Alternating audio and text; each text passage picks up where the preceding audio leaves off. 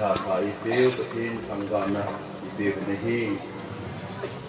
và trời la ngày cả tạ họ ngày thọ bàn cho mình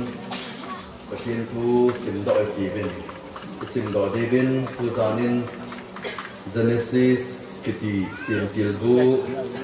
bung ni na sim đội nó một đây Genesis bung ni na sim dua hin Genesis chapter 2 verse 18 ako na hi 25 chan isin do di wa hi Bible choi hon Bible ipet do the zo hin Bible choi lo hon ke man kan sim hi in ngai khom the diu hin tin Genesis chapter 2 verse 18 apan sim te chu zovin pakai pathin zong mihim pa atang se aum hi anom poi ama ki thu pi dingin akyang ngat pi ding khat sin pi ingkati ati pakai pathinin lengan chun gam sa zo si hin chunga leng ba chate hi vin ahin sim do in hi ho ipi pi a hi sa am ti gat dingin mihim pa hi nga chun ahin hoi lut su ke ze hi cha mihim pan gan hing ho amin bo na tapo chu amina pangdan ai tai hiti chun mihim pan jong gan cha ho jong amin bo chi in chunga leng ba cha te hi bin chule tul hanga gam sa ho hi bin amin bo su ke tai a hi mihim pa ding chun aki thu pi ding le aki angat pi thei aki mo to hi lai ji ji chun pakai pathin mihim pa chu ai mut mil sa in ai một lan chun ana gu khat a he han anung chu a phen atum zol pi in chuin pakai pathin in zong mi hem pa a ko na a he ha ana gu chun mei kha hin sim do in amanu chu mi hem pa he na chun a hen pui lu ni hi ti chun mi hem pan zong tua ki ha he chi gu hi ke ma gu a ko na a hin a bo zang zong ke ma bo zang a ko na hi he je a chu he chi hi na mei ki ti ding a hi ipisi inam iti le amanu hi pasala ko na kila do ahi ati hiti ahi za su pasalin apa le anu aha kanga azinu akol cha zo ding chuting le amani chu phekat go khat hilham ding ahi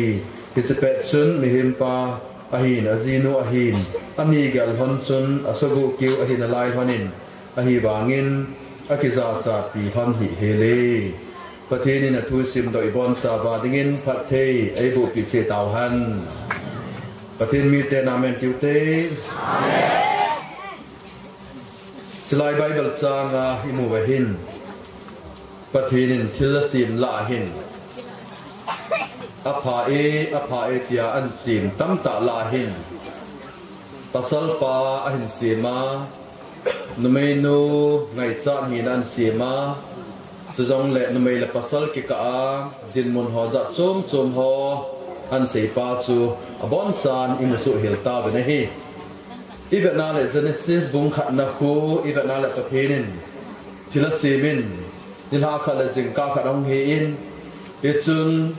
pathinin athil se mo cha ve na hi le apa he jeng eti hi ki mo na hi ni khu khat na ni khu ni na ni khu thum na ni khu li na ni khu nga na ni khu gup na ni gup sunga hi pathinin na to hi eze chun na to hi chon si hiloi chon si ahung thun masanga hi na to ke pana hi ta adam le ifa ko na chon si lut bo hin ama ba adam le if kisin masanga hi na to ke pana hi ta he chun ba sa chu wa noi li sin na to ki ti hi chon si hiloi chule ipathino zong hi na tong pathina hi tia sei do theidingen au mane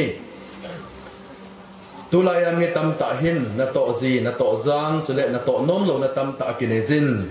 in sungami khanin tolop neu cha ni al in kut cha kine chai ke zong au mane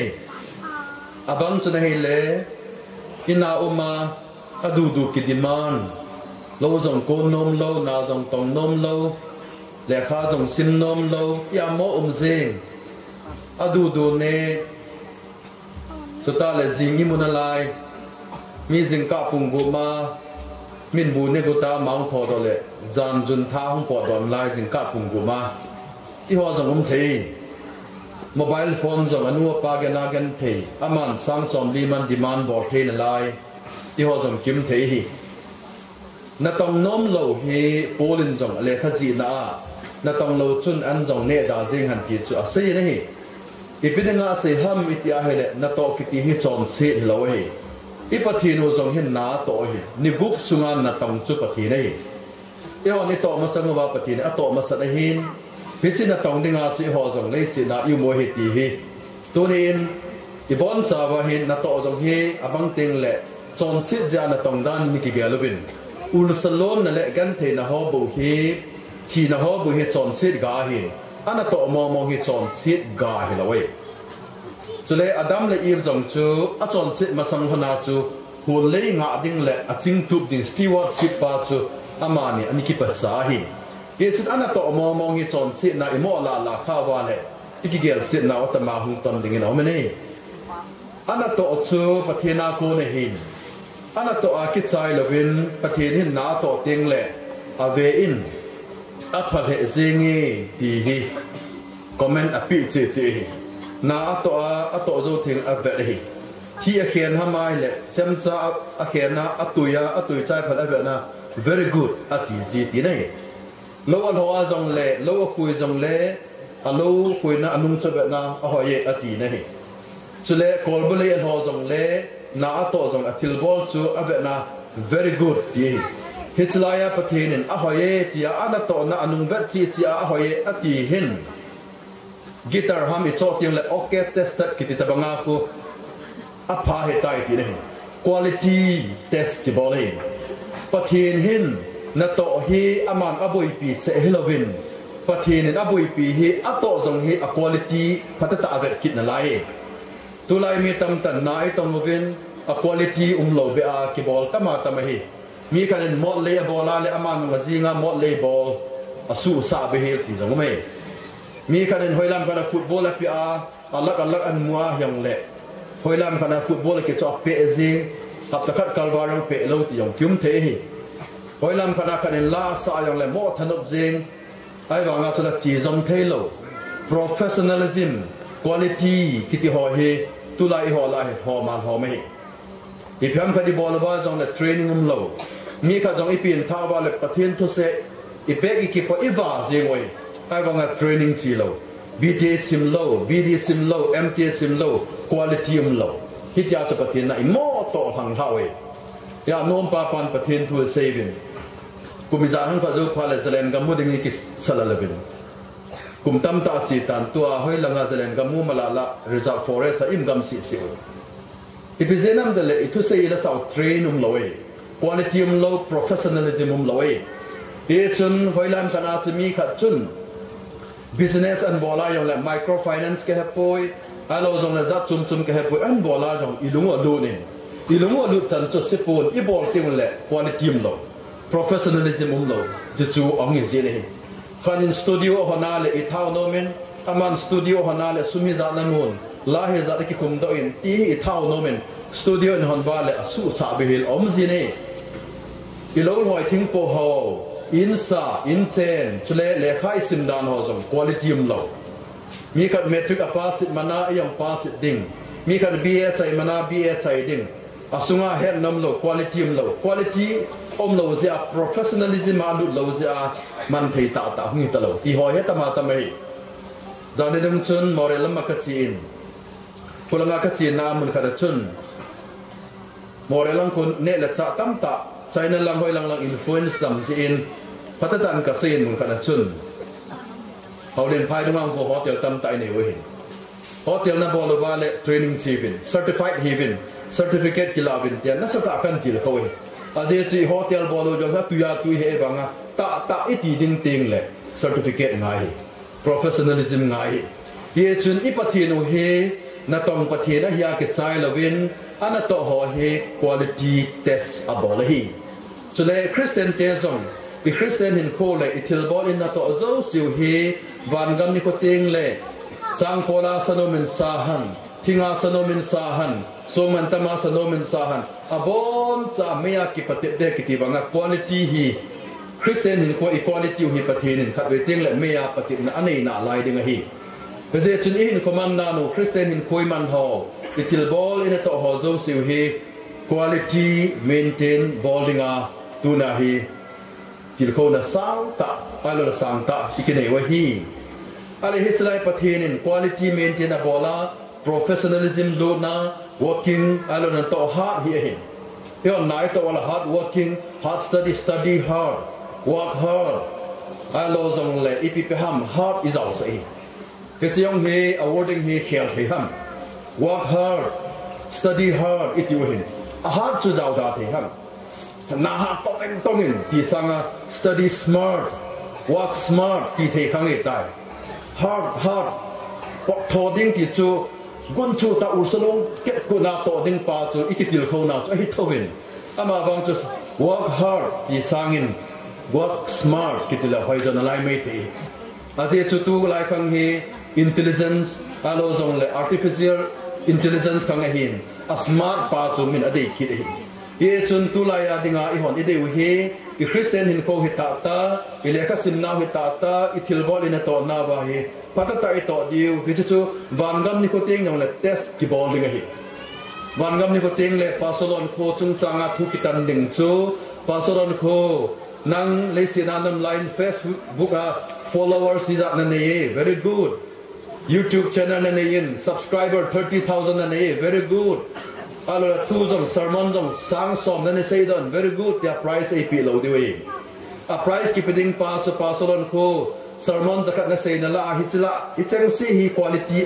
test ke bolin hichang si man the kitiding he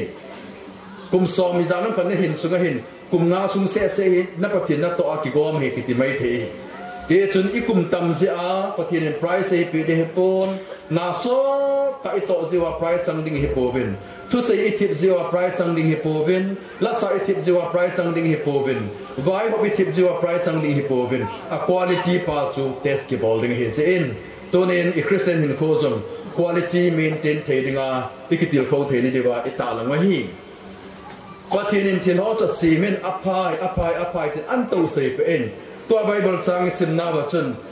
it is not good for a man to be alone mihim pa chu achanga omding anom poi apapoi ti apalo word ki man nama sapin chlayang ye pathin in thila se mai apa e ati yeng he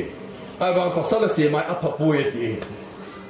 ipidinga chila hi apapoi iti hamdale numei omlo chu pathin in phamo asa kha he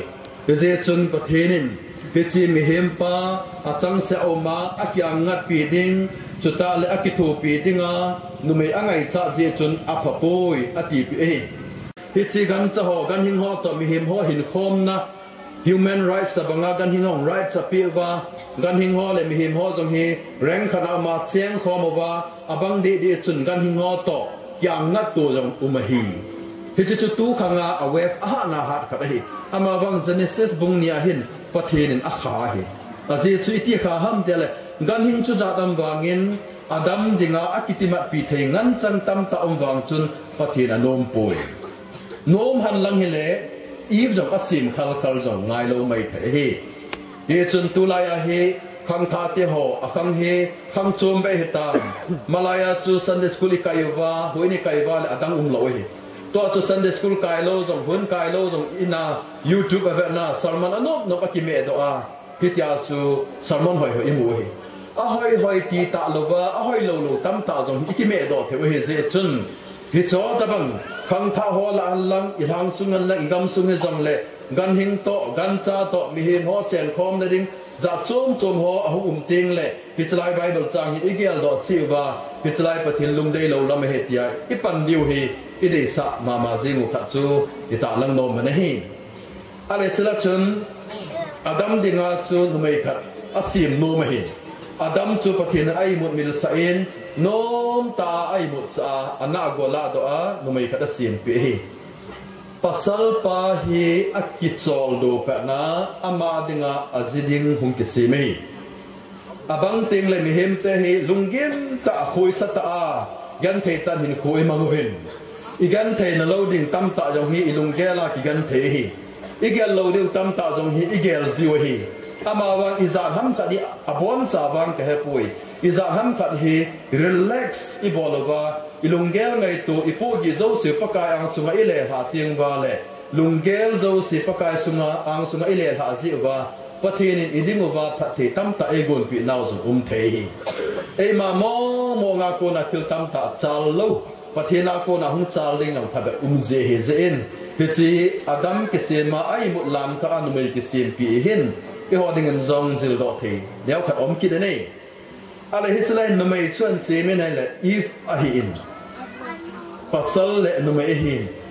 no mai zong chun thagaw ane zin gu zong ane yin phe zong ane yin thagui zong ane zin ta sa bukim ke hi pasal zong thagaw ane zin gu zong ane yin phe zong ane ta bona bukim ke hi pasal zong mi he ma hin no mai zong mi he ma hi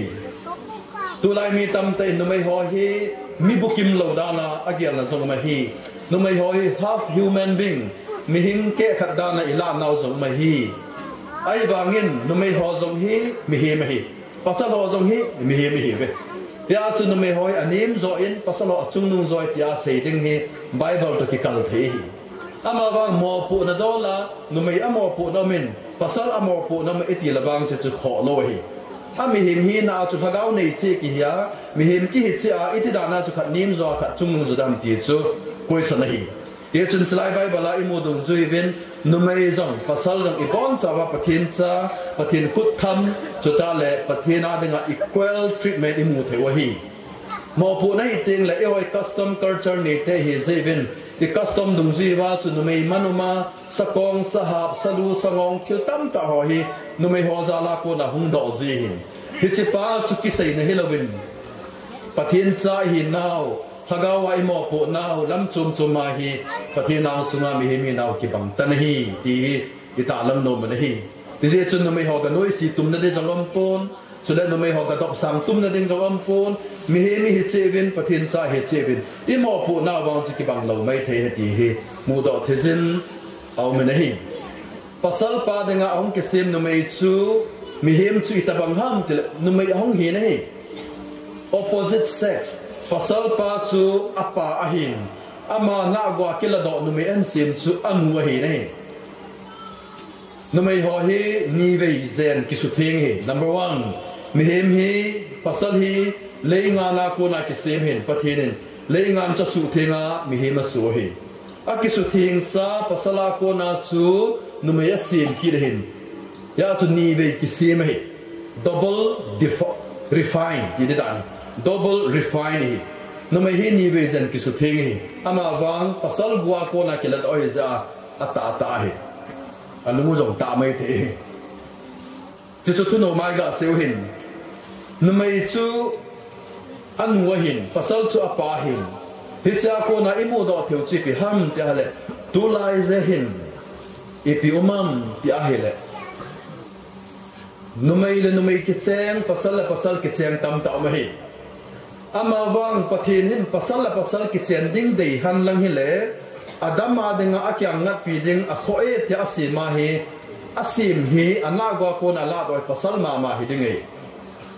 pasal ma an sim lo hin abat sa chu pasala denga akyang ngat pi ding hi numei a hi ngai he ti phot che nei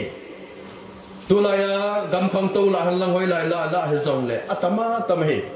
chom khat zo le pasal ho jong kong boi diu hi tipiti kong boi diu ham ti le gol hang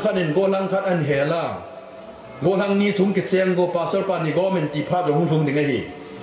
america ga ma thong ai tai gam khong to la tam ta thong ai tai yo america ti la abo lo si he di isawai mo la hi ze chun tu khanga hi ive the vile america zong chu Barack Obama in president apo lai chu pasal ki chen ho jong ke phale Donald Trump in president apo chu no room in the bible at ya bible at so ampo et akha Joe Biden hong hia chu cho hi aphal ki hitala ki lo ma hi ye chun bela wan tu lai mi us human rights hi pasal ka ki chen wa nei pi su se nam no mai ka ki chen wa nei pi su se nam no mai ka ki koi hona ka ti kai ni ka ta sa angai cha non ka su pi hona ipcm ka thu lo na hi ti ami panga hi tai human rights are to di ama ba bible a pathin thil sim dung zia di lawe ye chun tu khanga ila ba jong hung thom thei hi chuta le khunung jong le hung thom thei hi he che ba noi chon na awe fi ha ta hong he ze in tu ni ni bible wa ko na imo he pasala dinga ki sim chu anu hi ya chu izidiu hi pasal ho izidiu hi anwa hi ngai hi apa hi lo ding hi numai ho izidiu hi apa hi ding hi anu hi lo ding hi ti hi strict ta izui diu hi pathian lung hai na hong hi ding hi ti hi ita lang no man hi tulai hi velau han thil chom choma chi in tua Adam le Eve ki sim na hin ipimam ta hele Adam dinga hi Eve izat ki simam anu izat ki simam dal anu khat bo se sim he Adam dinga hi aziding hi no me khat bo ki sim he hi chu na sa chu pasal in no me khat bo zia anei ding he pasal in no me ni la tum zia nei ding pathin dei han lang hele hi chalai athil se ma ni la thuma sin pi ding he ama wang pathin wang pasal khat no me khat ki cheng dinga adei zin numele pasal khat chu ani ki chen sa pa chu imu ve nei je chun tu ni hin thang sunga hobung sunga bang teng le ezu hi khungui ki chu te he zi vin ka u pa wa hin aman cha nei pun chi khai he pun ya chu ji tha kat ka pui pi wa hi tia i sei naw zo me nei hi chilang customer i boi naw chu chum hi ta di hang lang le pathin thu dung zui bang chun pasal khat numai khat ki cheng ding in au me nei akhia hi nga la wa hele chu tonin ita lang no me nei nangin nalunga ni gal din chu Abrahamin Sarah nei jin abanin Hagar nei jin aban banin nei jin Salomonin chuja nei chuja hin nang koi nei ya lai na pen lo ham nei ti mai the hi Salomonin na bol zia apha hi pui Abrahamin na bol zia apha hi pui it's like Bible in original creation na abol pa hi hi a principle pa hi di zo he ti chu ita lang no mo hi cho hi sei lo wale igam sunga wa hi cho apung tul tulin pa so lo jong ka boi be hi vena koi deng ham I koya yong le pressal hong ki political pressal hong hoi lang langa pressal hong ka boi hi akila lu nga la hobung lam kai pan sa ngai apan kinala la example khalo kit I ho tam ta akiboi hi ama wang ila wa yum lo jong ka hepoi ahi wangin pathian thu in asai dung zuin numai khala pasal khat ki cheng dinga hi ti hi changmelin isai ngamovin chule tua zene nai lo ti mai uten ai lo zong izam ti a zene hi zong le alung thima zitha nei nom im wa yong chiwang ilung thim bai koi du hi mi ho na sei ba le pasal hi kum som li langa apana kum som nga langa sunga hin zitha nei nom ve ti hi research bol hon asai yu hi finding hi hi chuna ba sa chi pham te le hi tho ta bang jong hi la wa hi thei din mo na he jin hi chalai wang he ki ben na dinga pha he ti hi ita lang hi abana chun adam chu pasala ki sim jin alung hai jin numai no chu if chu numaya ki sim jin alung hai na hi female and male alo male and female masculine gender feminine gender amani lung hai sel hi tulaya hi ve da wal alung hai lo tam hi ipiti lung hai lo ham tile numaya hung penga pasal ki so ki mahi pasala hung penga numai ki so ki mahi transgender alo jong le LGBTQ iti ho tam ta mahi iti ho zo se khu ive da wa he le tulaya awef atama tam hi azo PETA iti jong he awef ha da hin chule tua LGBTQ iti jong he awef aha na ha na lai he chun tu ni hen ibon cha ang sungai se no mo chu numaya na pena le numai hin hingin pasala na pela pasal hin hingin ipidinga chu numaya hung pinga chu pasal na hi nom ham ipidinga pasala hung pinga chu numai na hi noma numai ni ke sogut te ham pin dola wang chu abang ting le pin dan lam dang zo mahi nar so na sei wa hele naw do phalu la kun hospital naw pin pha do phalu le naw sen pin kim khad khu achun tha na lo zo me ti wa he numaya mala pasala mala zo me ti wa he piti ho chu ken just ka bo the po athu ka tan thei poi abang chelang pe na ko na anu mai hi na ham apasal hi na ham chu wang sit ji ham ka poi ipisa patin hi ta pin sam jong chu ka poi a function lo ti do ham alo la man cha thei lo jong mai thei hi piti ho thu chu chu min ki koi ta di han lang hi le pasal hi na jong boi lo no mai hi na jong boi lo pasal jong hinga ata sa jong atiba jong I na cha boi lo no mai hinga boi lo ai wanga lung na cham kim lo zia no mai hi ki dei mo zia pasal ki so nom le pasal hi nom lo za no mai ki so nom ho hi pathin tu to ki to lo wai tulain pastor khanin loi te ho khan amin sei langi he deu hen e ho ke bi si pastor khat hin amana sei na chun nunga khat kal ha hele khata ta ho dan thenga kal ha hele hani zo na hung kinung le in ipiringa na hung kinung le ham tia ka do hele pastor pu kazi pa hi nu mei bo we ti ti nu mei ma to ni ki chiang khai eze chun i ho gam sunga zong hi cho ta bang thilu ma hi abang chu nu mei ya hung ki sim ai bang ama chu pasal abang chu pasala hung ki sim ai bang ama chu nu mei ti long hi i gam sum ba jong zong uma he tai human rights ai sei la thu thu hi ama bang bible ai sei tin i thu thu ki thai lo we pathinin Onkho zong hi chan bet nga se ma hin hi chan bet ma ka kilung hai le ki chai hi chan in ai sim pui ka tia i pem ba ka bol je nga hills ka kan ki bola ka bui ding hi dam chu ka te ken ko sang ge wo ni sing ka ting hi chan ka pha na te ding na pang lan ka ngal pian bo lo mai ti anung lang tha jung ho hi yam tan sal lo mai ti alo zong le ke yong hi tia hi ka gong ve se ki han lang thau na lo bo sa thau na lo ki ni han lang le ki boi mai ti ya chu mi hem hi ilung hai I chan chunga lung hai ngai hi pasal hi din muni ki hol lui nu mai hom nu mai din muni ki hol lui chule mi no mi pa ho dong cha te nau te abang chu nu mai a hum pi nga la nu mai hi nang boi lo he ai ba nga pasal hi na hung hing bo zong thei hi cho ta ba ma le pathin thu hi I tha gel da wa ita banga gai di bol hom ti taw na to thwa pa la de hi de pin kha na hi ti hi ita lam no me na hi gam khang to chun zem pau pu le loi nuin a seminar bol na na hi ti da sei thon na hi gam khang to wa chun no mei han lang pasal hom pin pha la hin anu le pa hin no mei a hi pasal hi ti a sei lo he ti chu ava kum som na tum som la li som na nga hin pha la hin ti si a cha hom chu a do wa nu mai na hi no mam pasal ni no mam ta ado he nu mai a hung ping hi na zong le ho he pa le nu mai na hi nom pe am ala pasal ni ki su no mam ta ado he nu mai a hung ping hi zong le pasal ka ki su no me ati ala hospital a chiwa atiba he ala do pi wa nu mai ti ba ala do wa pasal ti ba atu pi we tu la ya transplant ni ki bin liver transplant kidney transplant itiba tam ta he cha chum ma I bol the bang ba hi a bol zi ve ti hiti ho chun ang le pa la ho het pa no me ya ping hi zong le pasal hi nom le ama rights ta ama data mi hi ma chu pasala ki so no me ki so hi zi we ti ha ni nei so sa the hi sumine I ba le bol mom lo hi ama wang na ki khial wanga pathin mit mo na ki khial loi te ka na bangin adhar ka na idit o badu ki apa na chung lam se hi ka date o badu hi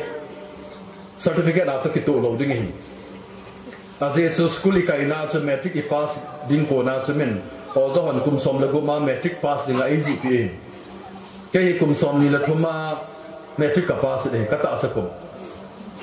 tu la metric pass o hi nyau cha cha kum som ni la thum hon MA chai abang in UPSC jam a true tai ke bang so la 23 years a metric ka pass na nai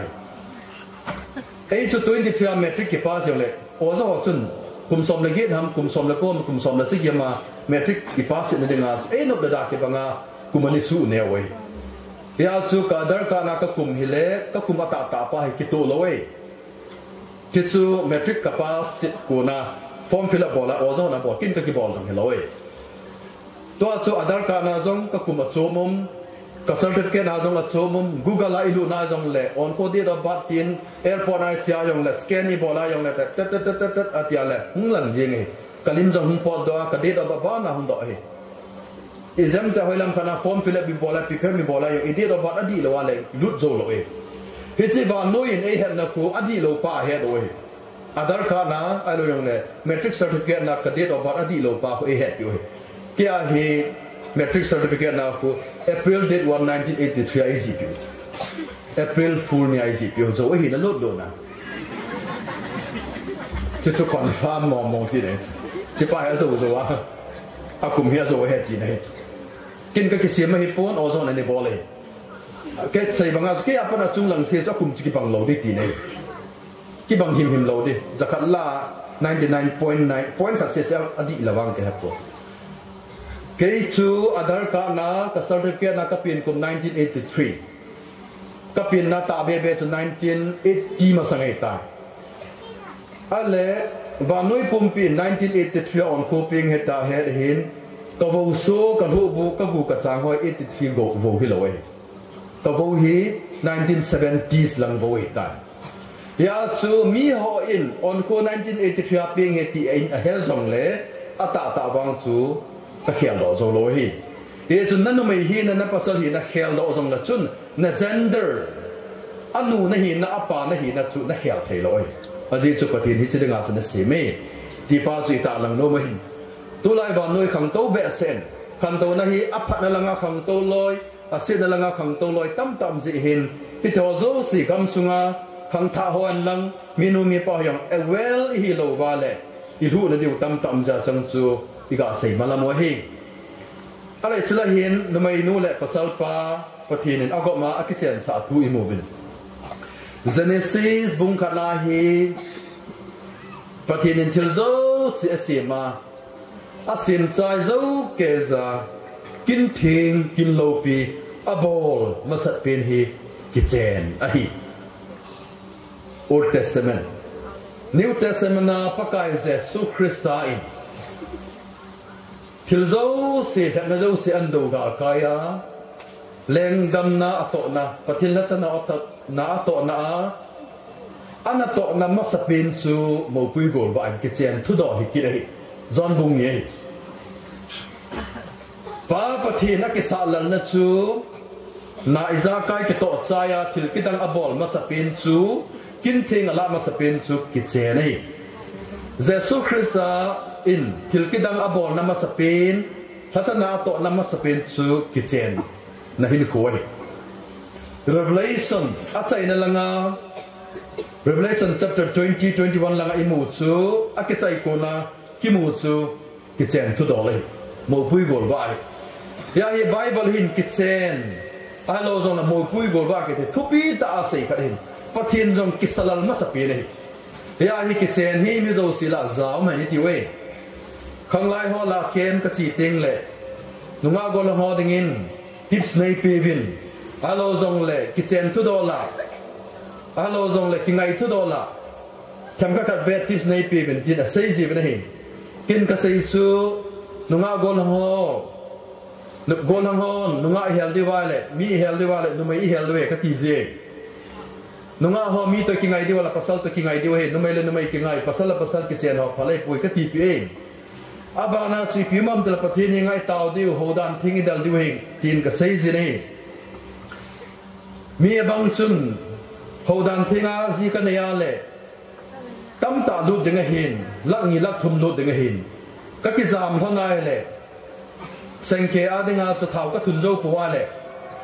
alo le li tan ka thun zo po le alo le ni fa ka thun zo po le kho pui ti jong kim hi hi cha chu lo ba za de hi sang so ma jong ki cheng thei hi ai bang mo pui gol vai le lak khat lu de ta ingap la lo hi ama wang ani vevin khang tha te ko ma ken sei ji chu mo pui gol vai bol ba pathin lung dei le mi hin lung dei ki la wa ki chen wa le thakhat ma sanga tu le be ki salalin tin nu le pa ki pa in tin mi hong ki comment tin government official hi zong le hen ki la ki chen ji mai ya in maya pun bu ki pa na pun bu ki sona chuta le hobunga kusunga zong Holy Mary's program le send up ceremony ama king le kanga mi hong mai yang ko adinga lo pi na hi inu I pa dinga lo pi na jong hi hi officer hi mai za inu le pa lo pi he pon kitchen ki tha jong nunga go long hom jong inu I pa jong ki pa sa zo hi hau sa te jong ki pa zo hi dom sum jong ki pa zo hi akin ni le una naun pa the hung bo hi inun mai chama sema phathe ei bo hi ipa holima phathe ei bo hi ipu pa ong holima phathe ei bo hi pasor pa holima phathe ei bo hi phathe na tam ta to ki vai kun hi phathe na tam ta to ki cheng hi hichlaya phathe na taw na zan le pule pa te taw na alo ya lam chum chuma phathe na tam ta khu kror kha na ki pu sanga tam zoi hiza azul lakhat lau ni ki cha sangin pat thei chan lo diu pa ki cha ding hi gel thu bi ding om zo nei ya chu abajana calculation chi ding he pon bắt thi nên nó đây ham đây lo ham ti pa rồi calculation boarding rồi tu lại budget system ai chịu giống như đi cái lối lần khác là xây dựng chú anh luôn giống lệ cái vòng chuẩn là lúc để tan thì chả cả lá của đây tu lại budget đã tầm nó chụp hình từ lại camera giống cặp ngay hết rồi mà sang ngã chụp primal hỏi tại cái thọ thoại cặp tiền chụp chúa mình tu lại chỉ cặp gọi là sang xóm ni sang xóm tum sang xóm đi sang xóm ngã lúc đây abang đi đi hele camera cái cặp nôm ra Holy Mary đã lùm giống cái xây thế rồi photo shoot thanum giống mai thế ayang le budget pa hin ki boida han lang pathinin akho sa thil sim zo se sim chaya akisa la nama sepin Holy Mary sei Jesus Christ ki sa la nama sepin mo pui gol ba Holy Mary sei Bible ki chai ko na akum khana bol hi Holy Mary sei hi chi pathin lung de ya chu ka hin ko ka mana le hi chlai chu pathin lung de ka chan chu aphai pia ila thei diu hi thil lo pi in ka gele nei e chun nunga go lang ho langa jong ki chou nan lau tin minu me pa ho langa ko nin jong ki til kho nan la lau han de men he ale chlai hin ipi tam tel amani chu bo khat khat he ding hin pasalin azia dal ha anu la pa pasalin anu la pa da azia be ding he kol sa de adam le even anu apa nei hon lo he adam hin anu jong nei lo apa jong nei lo he ai bang bible a hi Adam le iko ma se he pasalin anu la pa dal hadin azia be de akol cha de tin sei nei si zo ham ai poi a principle sei he ain selain velo han nu le pa dal ha azia be ding azi kol cha ding ati na hi nu le pa pong da dal ha ding pa ko sei na helovin financially sum le pa ya nu le pa ki depend ta lo wa ji nei thei ngai hi chata le nei la wa zong ei ma le ma kin so thei ngai hi lung thim le tha zong ei ma le ma kin so thei ngai hi pathen ho na lama thagau lama zong ei ma le ma kin so thei ngai tu la ya mi hong se ne ya hele anu apa da ha zo lo me hi ipisinam te la sum le pai ha samai anu la pan an changa chopi lo le a hing zo lo ding tama ki tama hi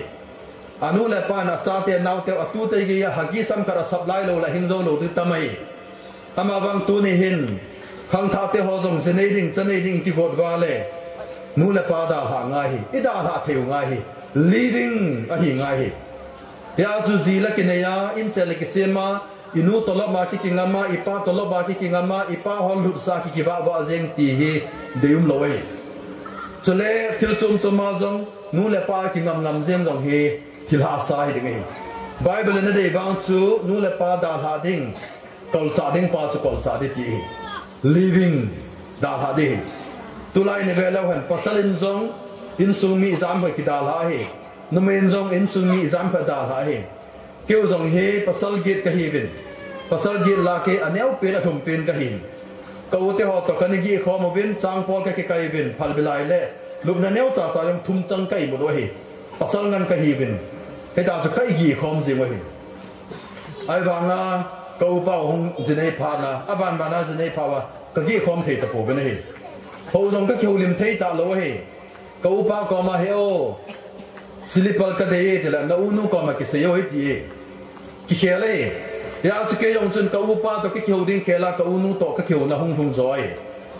tu je nga jong hi pitiam te la tu nei silva nga ko mu ben tui tha ko ng lin ding he go jun a chup de ti om pha la ka u te a kun ke phone kha lo hi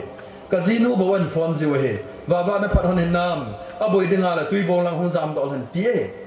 ipizenam tile ke jong ka ute to ka dei banga ka ki ho na pa chu talowa casino to zo chun kan sung mi te ki ha ho wa ke chun ka in sung ka ha kang na pa chu emotionally financially spiritually ka da ha na pa chu hung do ai tu la ei boy naw tam ta he da ha pa hi lo he no mai ho jong hong se nei wa le anung sanga da ha lo be ala boy phone ki bol jing jong mai abang chui le no mai ho jong chu anu to ki thimu tu jong mai anun phone na bola hi chlai lam khai chun ki mu tu te ti ho mai alo hi chlai tui bong ba ya la chun ka hung ding hung po don ti jong mai hi chun ba sa chu da ha jong lo he living lo he ada ha lo wa le akol cha thei lo ding ti nei hi chun tu la hi ivet ba le hin Bible awang chu dal ha ditin dal ha dit ti mana chu inu chu voting ipa chu voting adam mo be sina vet loading ti na he poi ama wang is he financially spiritually and mentally hi ho le ho idin theu nga he ti nei he chun velo han mitam ta he amo tha namona ate pi to ki ho lo wa amo tha namona ko na anung langa anu thim ho pi pi lo umda lo mai the abang chu pasal hi ya azinu to ain sumi te connect bol lo wa amale anu ki ho zinga anun jong advice pi kum chu chu jing ka ong tholo le pe do yin tang ti yom mai the hiya chi ho la hi izanam ka di boi na hi kidal ha to na pa he abang te la ha sam je hi ya chu living da ha pa chu om zo pal le cleaving akol cha ding hi ya chu bible in da ha ding asai masat hi ada ha ding abante akol cha ding hi pilanga da ha chu athin lawa le akol cha chu that nice sai lo ding hi adat na ding chu ha sam hi min kol cha pan gua langa khana kai kai yeng lai thei lo we thing no ho jang so no bin champra ka he poi mot ka he poi gopung ka he poi ito ku mun khana ko na idop do ba mun khana it tha tu ji we kyang nin kum chun gopung ka tuin gopung phung liam ka chu le a hing sat sat bin go tu thei ne e ti bin go do ha tu thei lo nam ka he poi a ba he chi go ho bang ko ei he lo chwe le amu lang ku plastic ana kan ding go tu ima ki ve lo dengan kan de ting ka kanin chata li chi ko na suling lo de ei ki ti pe tu chana ko ve ho ka su thing ja suling lo he la ki ko e ai cho ki suling ala go chu thi ding a jung a kho do lo de ti e je chun tu lai mi tam ta jong he i ki chen na ba he anu langa ko na suling hi tam da nin akilang ne he ki suling a ba hing do zo to lo lu hon mun khana ki phut ta banga ka ki suling ding ta banga hi umji jong thei he zen tu ni hin dal ha hi ngaya hi hi chi dal ha chu ke chai tin akol cha khe ding hi hi chi ke kol cha hon chong di ding hi mi ni chong ke chen na yong le beng sunga hong ki tu to na hong ba le hon na yong le ka za cha be se za na ke chen ba ki tu to ti we a hi poi ki tu to hon ding hi a ki tu to hon lo zo le di lo we pe wa ni la da me a leng langa a ki le langa la hi mi ni hong ke zo le la yang za cha am ba le tong kam la thang ning ke he da ngai ti zo ko tong kam la thang ning respect utmost respect ka pi ama ni ka tai tom na thui poi ama hi pi thang ning hi ti te le ke lo men ama ni chi lo na te nei lo lang jam ong pa on mai pi singa langa lan cha yong ka chi pe thon ni singa na pa na ko chi hona lan cha pa thin thu ka sei thon ni di ki bo wa la sa hon ni ne he de wo hin pa thin thu se ya chi nam ki le langa thing pe an ki hu hona hu ani ya chu singa la na zu hona ai chu suma chu dam lo vet ki hone pa thin i ti thu tam dam chu ke ha poi ama ni chu ha ha no mong cha no ki ti khana min singa langa cha no na ti ben cha phung am poi te cha no ka da phu hone cha no ki su aba na chu dam lai song do ka phu honin ka ga chi chun ka phet dan dim yong ka kap do in abona ka computer am so ke ama ni chu chi ji ran na ke thon ji na lam ki ka mu hona le nang langa thai lang ke lang thai ka ti a thung ma sa sa ti jana mun chum thung ji on he chu tu sim chu ama ania hin ba ji hon ne hin ye chun a bang ting le ama ni ke thon ki ngai lu ta ba le ji chun i ho i pa wa le tong kam la thang ning ka he da ni i ti kha ji dem abang le ngal jok te nu pa bang i ti ji we ai bang tu ne chu is ta lang no mo chi pi ham ta le mi ong ke che na a ki ngai lu na bu ne khoma agi khoma hun kaya cha ki tu to awa le thela very good hung ke chenga bu yong ne khom lo i lum dong lum khom nom lo na yong bung khom nom lo khat hun lu ta khat lang hung ge na lai ti cho di lo wei ai ba i ho la da na chu discipline hoi ta da nai la hi lo ding a hi a ki kol cha hom chu pha hi ya chu pudino ke het kilo la pudino tu simile kilo men ama ya nau te ho kama znei ko na sei dan kaung znei ding hitan tua in koman bang wa iman ta lo di wa hi la sei nom ho jong ka ko man nan mo sei ta lo di wa hi yin hoi tan advisable la ti ti chu ata banguna chu mi khat hung a hi za chu atmosphere chu ke hi chi ki khel pa hi silanga la ding a hi pon ka u pau jong ka u lu hung than ma sang ta kilo te tia ga sei ding jong chu hi ta lo a ji chu amani chu ki kol cha ding ke ngai lu ta om hana ain chen hon chu phai anau pa yong chu ji ne la ma ni ki ngai lu ta chen khom lan chu di zo hi chu ti hi lo wa tu mà pan lawan hei ti honam ti pa chu hi lo ding dan hi ho mentality langa chu na chin aki kol cha lo na aki ngai lo han chu pha hi aje chu amani chu ki ha he tu lo lai adang si bang chu ping khom hi bin ine wa pa dang ki ping khom ma hi ta chu hung ki ke to pe ke ka chunga chat pa yang hi ka ki ling thim thanin zam khat hi kai mon hana le amal hi ake nga tum tin kalung hanga ka khulik ka chi tum na mal chu bila hung ka be hung ong je zu ling ai bang sin ka chi piti ki nam tin le boy a cha ka ki bok tho tho lo ni ipijen nam da ping khom chu ki ke na jong le jin ka ting le ni ha ting le chom tha do pha le ki cham kit the in adang pa zo chu VIP hung zo pa chu asa sa ding ho chu na a welcome team pa chu hung ai he chilang chu item be se ki do jong le sen chu be be ki lao hin aki dei pian chu nu mai ho hi leng nu hi ti na hi pon hi cho ta bang hi pha le hin am pasal lang zo an mai lang jong da ha ding omen aki da ha aman aki kol cha chu bible to ki to zo hi e wa ki kol cha po pu ka za cha ba le ti pau hi ga hi lo ding do le ti chu ta lang no mai living na hi a cleaning so pha le weaving a khon hon ding hi ada ha hon ding ki kol cha hon ding aban tin le pon je ma khon in che na sin hon ding living cleaning weaving chu hung hi ding hi ye chun tu lai he be lo han cho thil tam ta ho hi e ho la he ta lang lo ding pa mai ka sai ta lang te te ding in de ka san ka chi ne ka ha sei tho be nei ye chun hi chlai mana chu ahum ting le amani chu bible changai mu wa chi piam te le amani chu sago kiu hin lai honin ai wangin akiza cha pi hon hi hele ki ti chi mu wai sago kiu naked a hi honin ai wang za cha hon lo hi hilaya ko nei la do no mu chu nu pa ki ka a hi itabangum de ham ita hele transparency numai nu chan khan chan jong ajipa na heading pasal pa khan chan num chan jong numai no na head so ke ding hi ti chu akidei hi te kana bangin tulaya mi tam ta nu pa hi ya azinu phone ajipan a khoi thelo jong mai ajipan phone a choya ajinun atham thelo jong ma hi ipizinam te le ajipan a phone hi azinun muhan lang le alung han na ding umin te ti he re hi ipinga azino chu ajipa phone chu ajipa chu phone a tham sa nom lo ham te le atham nge nge ya le koli sa hin golang kha da jawe ti he mai the hi alo yong le zat chum text ki bol lau hi a hoi lo hi mai the hi ye chun transparency lo na hin ho tama tam mai the hi tulai be lo han chapang ho phone jong hi ki mo tham the lo hi ma azim wa hi ya hi ibe da bale chate azong hi phone ni khoi gona le apatanu to ipp to pp me ding tam ta security tam ta ki koi chu anu apa in a khoi theilawa le di lawai security koi loading ti nei pon password koi loading ti nei pon pattern koi loading ti nei poi koi ding hi aje chu phone jong mang thei hi mun kana table ai to pe na jong chu khat tun jong mo khoi thei mi pu mi phan a khoi ding chu ki dei di jong hi poi privacy maintain ngai ama bang chu inu I pan a khoi theilo phone cha te naw te nu nga gol hong in nei ba le di lawai transparency lo ti nei Pichibanga chu minu mi pa phone ng acha ten atham thelawa le adi lo kit ding ti nei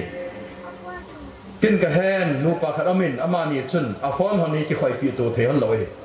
tat pa di chun pi bolam tele azinu he denga phone khada choin a po do phar phone neu khada ki choi ki de phone chum khada nei sim chum mani hiti ho zo se chui pininga ham tele transparency poi nu menu nei zo si pasal pa na mu zo ta poi pasal pa borjo sinamay no namuzo tapoy aki kahin hidden agenda tam tai ti nahi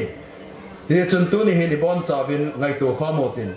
nu le pa chuta chate ki ka jong hi hidden agenda tam khale boi ding hi belawan masanga chu nunga golang ho khang tha ho hi khulai pot do leitola hung do hung ki chim ho hi mi phalo ai lawe lutam ruma le ha ki sin tang ti oi tulai awang chu ruma ni huma ma khuwa awam hoya phalo he aje chu bol chu mane we boi pi chu mane we kichi ma ya hung do talo hon do hung kai talo chu ta la khulai ang wa do talo ni lum thama chu tiam je ano pha le megi ki hona sun ni lum thei anu pha la buhung kila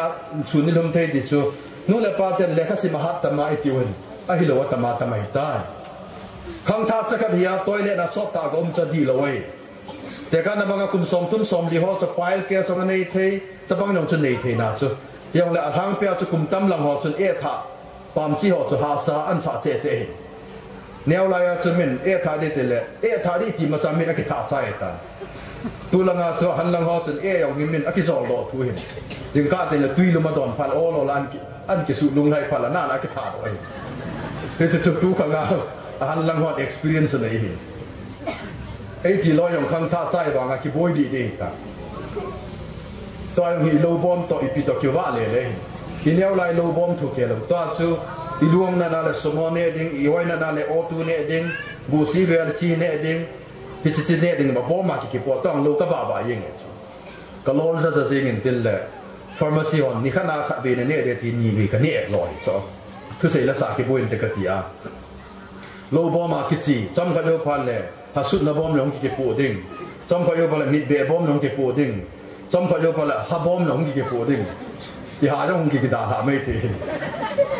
thil tam da ban ba na cha le da ni toy ta lang no mo chi tham ta la khang tha ho hi lo bom ma ngai poi ha sun da bom ma ngai poi i ma cha bom ma ngai poi cho ta le pam chi ji ong boi lo ai ba nga khang tha kha toy le na pung ma khai to la di loi a sunga chu thil chu ma bo le kham na the bo ti nei ala ma sanga chu khai ni ne ho chu ki man do ja ja ni an nam ma hi churup che ho ki man do hi toy le na to a pung ki tung do hi ki man do the hi pam langa chi wa churup ga che hong dun pa le ina ali ki he hi to a chum lo hi no smoking ani ki ti a hum ja chu a khu chu min amu pha na no smoking ati pha na chu min a hum lo ta ba ko ja chum chum a si me hi a hum lo in ne ne wa i chi si chi jing pha wa chu no spitting a ti pi we bang na til sin hum ki ti no smoking la no spitting chu min a ji pha na chu business ball hon a chu ma ball ki wa bronze sugar hum do a til set ngai lo a hum lo anam dong lo ya chu business mi a lo hin na bo hin ya chu tu lai he ba noi khan to ni chum bi a chi hin a hum lo anamum lo til ki set lo I kham lam jong koi man het lo chu tu lai ila wa om hin bi chu zo si chu tu lai ve lo han cha te nau te la jong dim se de hin ama wa mi nu pi pan het lo mai the hi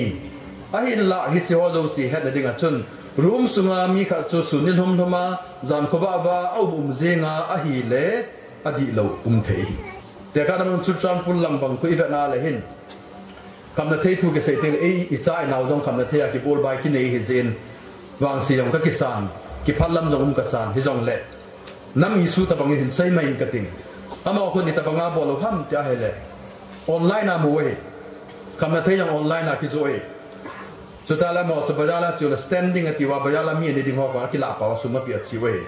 anu ma yang le text bol wa le ge naung ki la ji ge naung tha ji hi che khang chu online hi tan ka be yong he no mai khan hi alim ahong viral in alim chu hai lo ta a keng ke na hong viral in hi chu no mai te in su mi te na mu pha na an viral sa pa pasal pa chu ko ma chu ke sa bol wa le a ke wa le pasal pa no zoi hi bi nga zo ham de le anu mai no chun ruma hi lim hi la la a keng ke na chu lim la la mi he thot na gpr hi za ma ki la dan hi chi khang chu hi phat chun transparency om na ringa chun cha te le nu le pa ki ka a nu pa ki ka a jong iza ka ya transparency om lo wa le ichla hi attack chum chum I mu kha de he ti hi I ta lang no mo he te ka na bangin ke hin Facebook account ka nei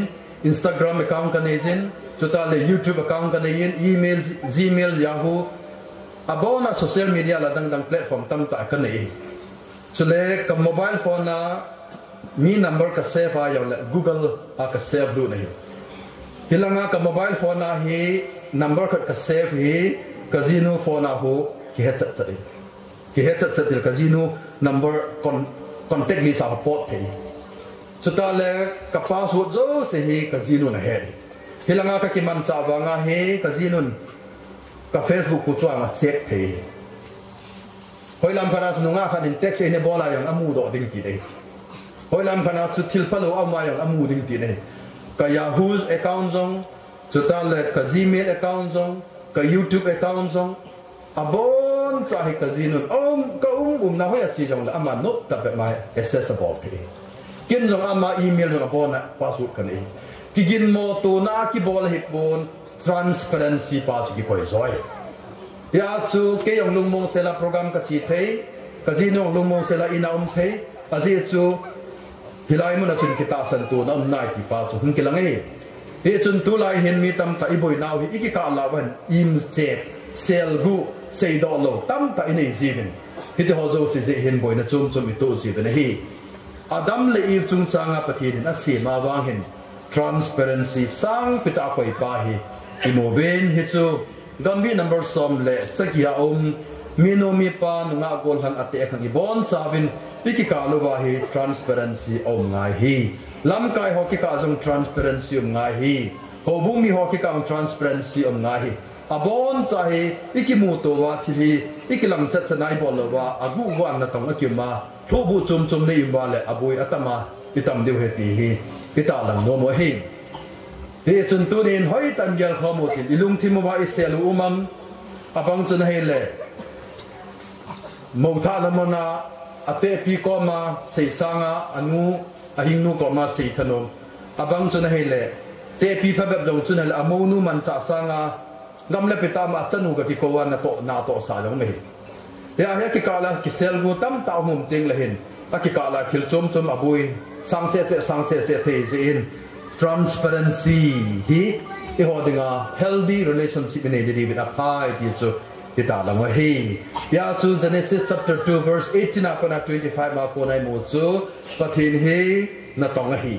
chon set hung lut masanga na to sa hi na to hi chon set hi lo hi atong lo zo hi chon se hi chu le hi chin na to chu to mai he pon quality hoi ta professionalism ma patata I to so ke hi pa so no jong patata ka to hi pathin tu sa yong patata sei ding professionalism ma du ding hi hi chi bam jama chu pathin apa pui ti amu chu pasala changa chu amu chu hin a changa ma kyang na pi dinga chu gan hing ho de pom mi he ma de na chu mi hem jong khat bo pi hi chu le pasala he pon pasala no me asimin hi chi che ni chu